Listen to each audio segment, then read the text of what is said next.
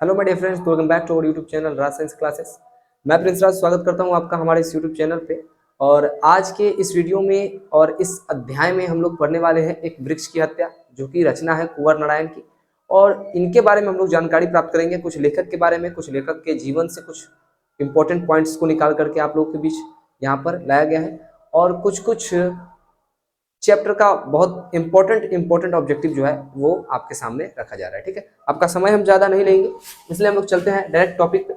चलिए देखते हैं क्या करना है। ठीक है, चलिए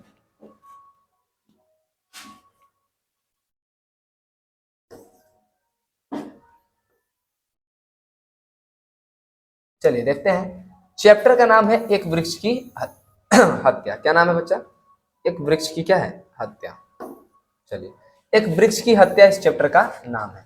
क्वेश्चन क्या कह रहा है, बस समझिएगा। कह रहा है कि एक वृक्ष की हत्या कविता में वृक्ष और कवि के बीच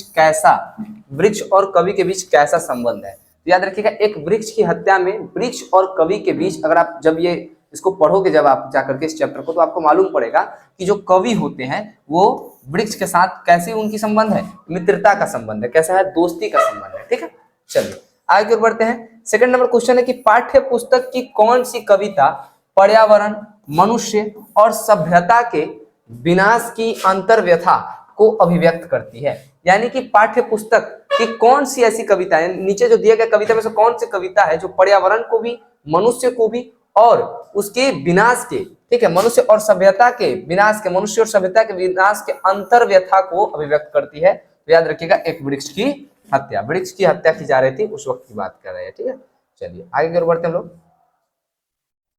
क्वेश्चन देखिए, क्वेश्चन थोड़ा सा इसमें नहीं दिख रहा होगा, ठीक है, क्योंकि थोड़ा सा इसको जूम कर दिया गया है। अगर जूम आउट से हटा दिया जाए तो ऐसे भी ऊपर वाला क्वेश्चन नहीं दिख रहा है।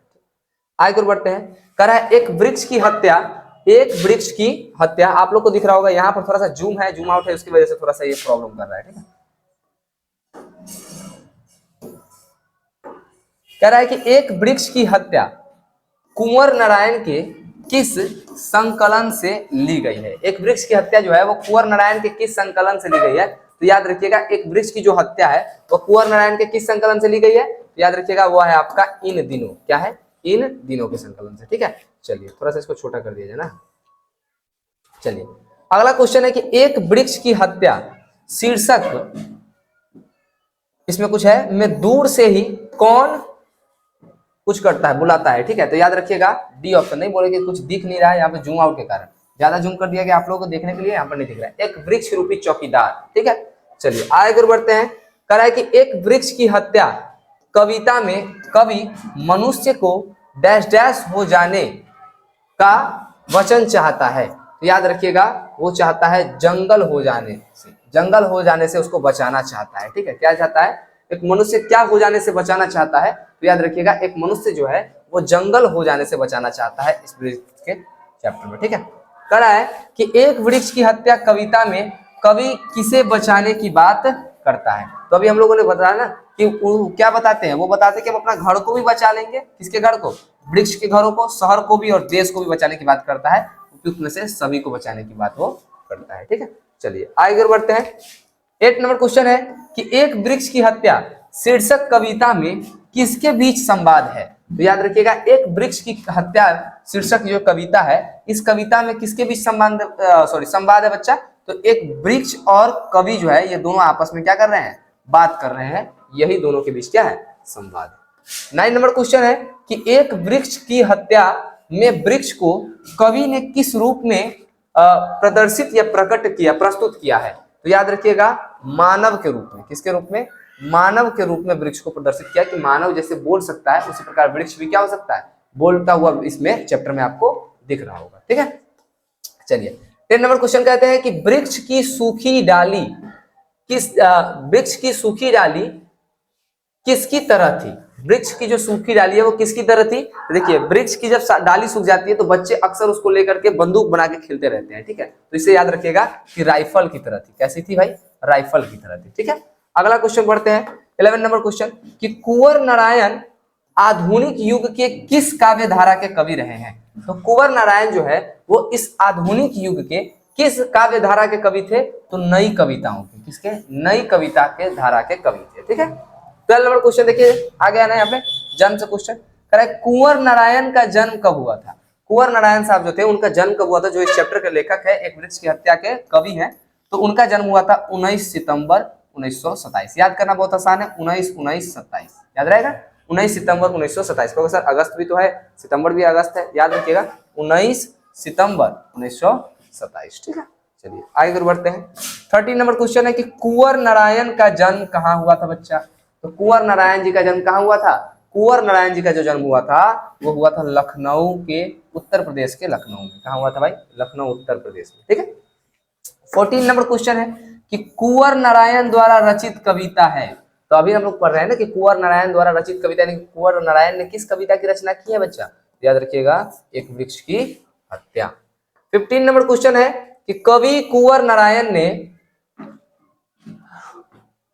चौकीदार किसे कहा है। बूढ़ी चौकीदार किसे कहा है, कुछ इसी करके लिखा हुआ है, उसमें दिख नहीं रहा टाइप से, तो वृक्ष को कहा है। किसको कहा है, बूढ़ा चौकीदार होना चाहिए, हाँ बूढ़ा चौकीदार किसे कहा है। थोड़ा नजदीक से नहीं दिखता है, ठीक है, थोड़ा सा दूर से दिखने पर ये दिखता है कि हाँ एक कुंवर नारायण ने बूढ़ा चौकीदार किसे कहा है, तो बच्चा याद रखिएगा वृक्ष से। ठीक है, 16 नंबर क्वेश्चन है कि कुंवर नारायण कवि है।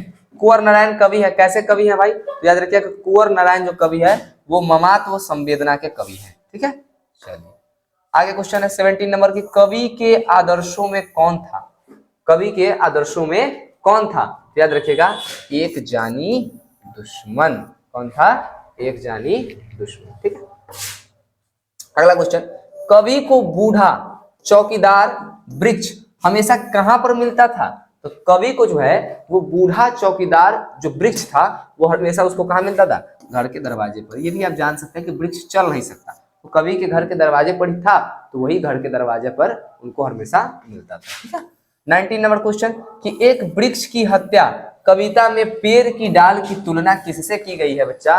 तो अभी हम लोगों ने पढ़ा कि पेड़ की डाल कैसी थी, सूखी पेड़ की डाल राइफल के जैसी थी। राइफल ना, आजकल तो गाना भी निकलता है खूब, राइफल से खूंटा ठोकाला ना।